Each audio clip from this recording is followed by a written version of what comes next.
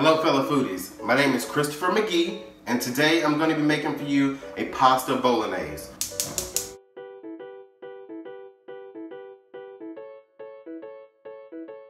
I'm a huge fan of Italian food. I'm a huge fan of enjoying a glass of wine while making the food and while eating it. Other than that, it's just one of my favorite sauces that I normally order when I go to an Italian restaurant. If I see pasta bolognese, it's definitely happening. So let's get started.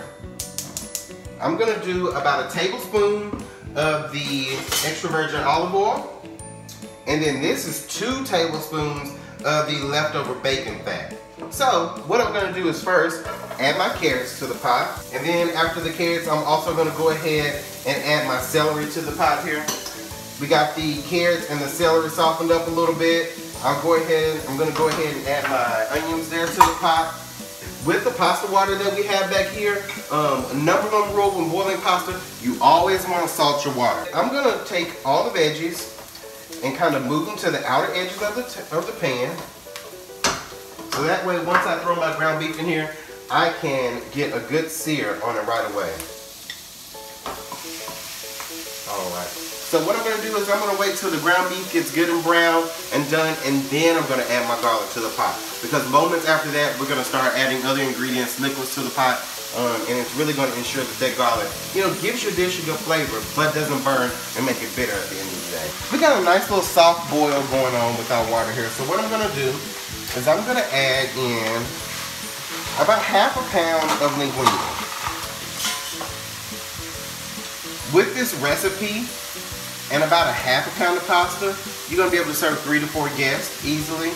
But if you wanna go ahead and make that whole pound of pasta, 4 to 5 guests for sure. All right, so the ground beef is doing well here in this pot.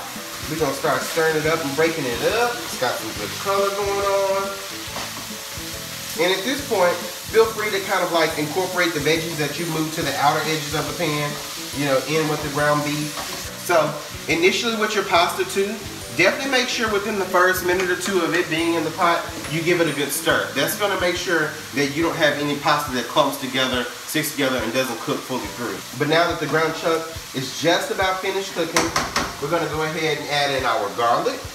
And then we're also gonna go ahead and add in our bacon. Honestly, I wish y'all could smell this. This smells amazing. We're gonna go ahead and start adding some of our tomato products. So like I said, we got 3 tablespoons of tomato paste, 1 cup of tomato sauce, and 1 can/28 ounces of diced tomatoes. If you feel like you have too much fat going on in the pan and you want to drain off the beef, feel free. I just kind of make sure to leave that in there, only because ground chuck tends to be a little bit leaner than ground beef. I will say pasta bolognese also is going to be one of those pasta sauces that isn't a really loose sauce. You want it to be kind of rich and hearty and sit directly on top of your, your cooked pasta at the end of the meal. All right, so we've got a good simmer going on here. I'm going to turn this down to medium and then go ahead and add in some of my seasonings. I'm going to take a couple pinches of salt. If I had to guess how much salt that was, I would say probably about a teaspoon of salt, as well as pepper. And then let's grab some fresh crushed red pepper. I'm a huge fan of a little spice in any of my pasta dishes, so not much, just enough to give it a little flavor. All right, we got a couple more ingredients before we're gonna let this simmer. We got a ½ a cup of red wine. And back to my herbs that I have on the plate over here. I have 1 bunch of fresh basil. We're gonna have a couple bay leaves. We're just gonna nestle them right down off of the sauce. We have 2 sprigs of fresh thyme. And then we're also gonna have a couple sprigs of fresh oregano. So what I'm gonna do here is kind of push those down in my sauce. And we're gonna take our lid here and we're just gonna cover this and let it simmer. Actually, turn it down to medium-low heat. And we're gonna let it simmer for about 20 to 25 minutes, occasionally coming over and stirring it to ensure that we don't have anything sticking to the bottom of the pan, burning, and creating any unpleasant flavors that we don't want. I went ahead and finished up cooking that pasta. I let it boil for about 8 to 9 minutes, and once we drained it and cooled it down, I took about a tablespoon of olive oil and kind of tossed it in the pasta to make sure they don't get stuck together after it's cooled down. This here has been simmering for about 20 to 25 minutes on low heat. And I've already also taken out my bay leaves, my thyme sprigs, my basil sprigs, so that way we don't have any surprises when scooping up us a portion of this phenomenal sauce.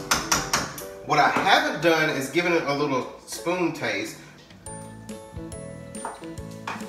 You know, it could use a little bit of salt and a little bit of pepper boat.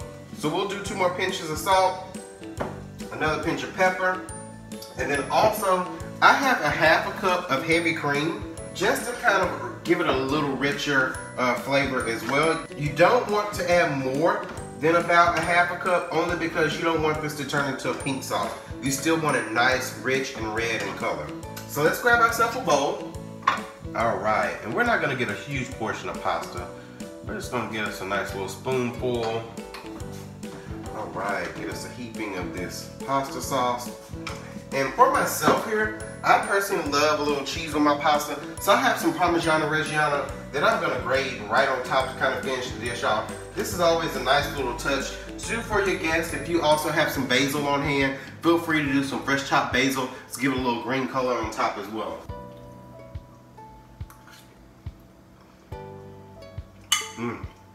Oh my God, that addition of that heavy cream right at the end really makes it a super rich sauce.